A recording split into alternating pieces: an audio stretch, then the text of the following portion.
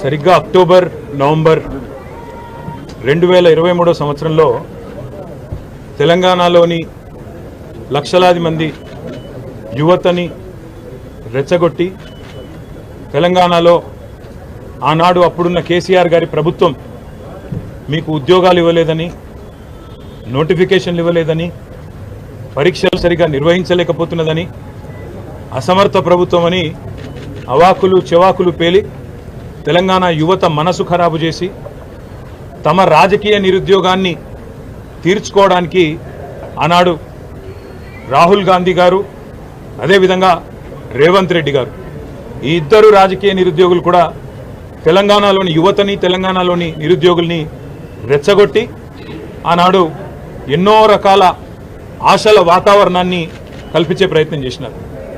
పుంకాను పుంకాలుగా పేజీలకు పేజీల నిండా మేము రాగానే 2 లక్షల ఉద్యోగాలు మొదటి సంవత్సరంలోనే మేము నింపుతాము, ప్రభుత్వ ఉద్యోగాలు 2 లక్షల కొలువులు ఇస్తామని చెప్పి పత్రికల్లో full page ads, job calendar అని చెప్పి తేదీలతో సహా ఏ పోస్టుకు ఏ రోజు మేము నోటిఫికేషన్ ఇస్తామని చెప్పి మొత్తం జాబ్ క్యాలెండర్నే నమ్మదగే విధంగా నమ్మబలుకుతూ పుంకాను పుంకాలుగా ఫుల్ పేజ్ యాడ్స్ ఇచ్చినారు.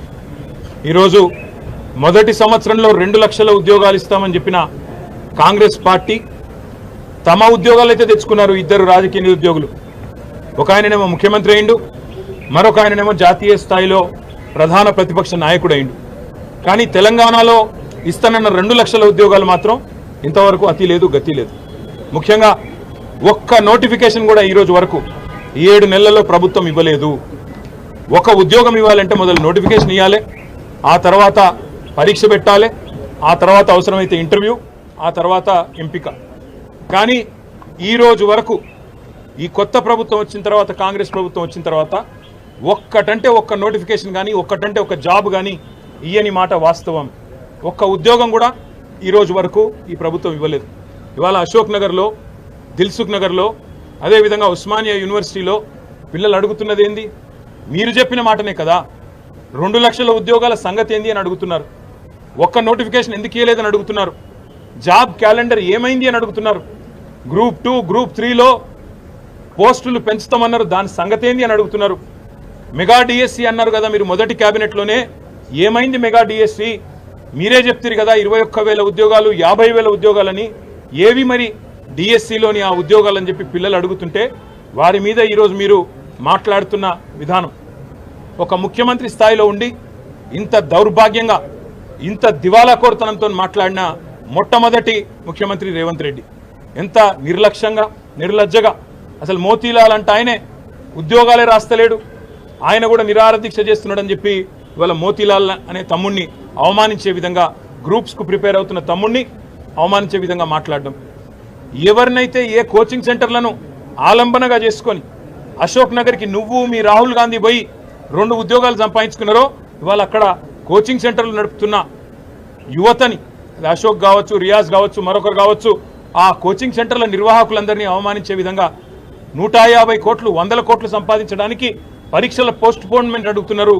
వాళ్ళ కోసం, వాళ్ళ స్వలాభం కోసం పాకులాడుతున్నారని చెప్పి వాళ్ళను అవమానించే విధంగా మాట్లాడడం. అందుకే ఇవాళ తెలంగాణ యువత బగ్గుమంటున్నది.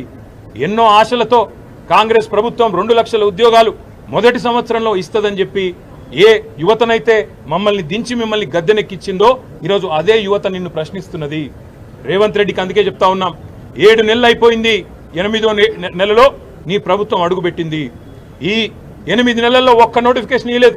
మరి మిగతా 4 నెలల్లో ఎట్లా ఇస్తావు 2 లక్షల ఉద్యోగాలకు నోటిఫికేషన్లు? ఎట్లా ఇస్తావు 2 లక్షల ఉద్యోగాలు? జవాబు చెప్పాలని చెప్పి నేను రేవంత్ రెడ్డి గారిని డిమాండ్ చేస్తా ఉన్నా. మిమ్మల్ని వదిలిపెట్టాం, శాసనసభలో నిలదీస్తాం, క్షేత్రంలో నిలదీస్తాం. ఏ పిల్లలనైతే నువ్వు మోసం చేసినావో ఆ పిల్లలకు మేము అండగా ఉంటాం. తప్పకుండా ఆ పిల్లలతో ఐక్యంగా కొట్లాడతాం.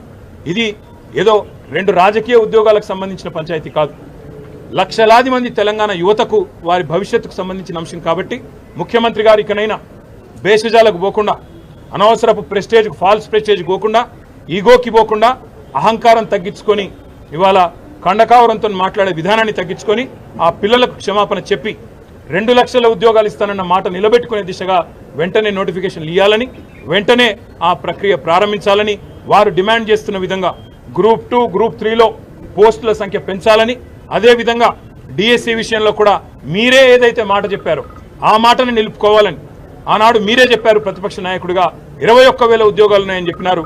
అవి కూడా వెంటనే నోటిఫై చేయాలని, అదేవిధంగా గ్రూప్ 1లో కూడా 1:100 నిష్పత్తిలో పిలవాలని మేం పెట్టిన డిమాండ్ కాదు.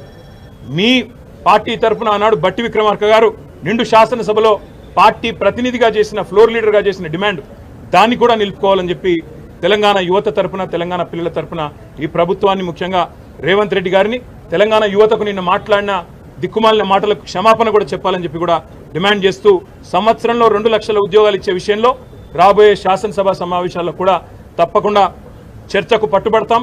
ప్రభుత్వాన్ని శ్వేతపత్రం ప్రచురించమని డిమాండ్ చేస్తాం. అదేవిధంగా ఒకవేళ వారు కనుక ఒప్పుకోకపోతే తప్పకుండా వాయిదా తీర్మానం ఇచ్చైనా సరే సభను స్తంభింపజేయడానికి కూడా వెనుకాడమని చెప్పి కూడా హెచ్చరిస్తా ఉన్నాం.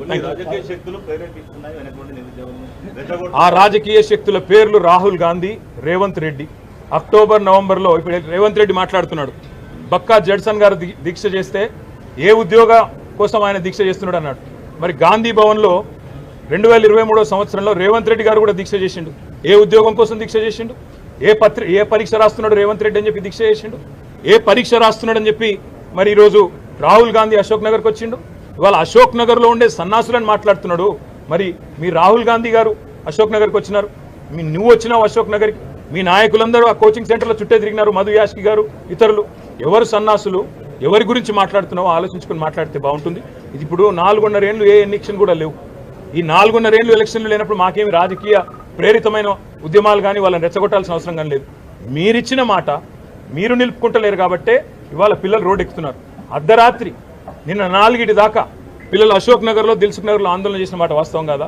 ఉస్మానియాలో వాళ్ళని వాళ్ళ గొడ్లను ఈడ్చుకపోతూ ఇవాళ అరెస్టులు చేస్తున్న మాట వాస్తవం కాదా?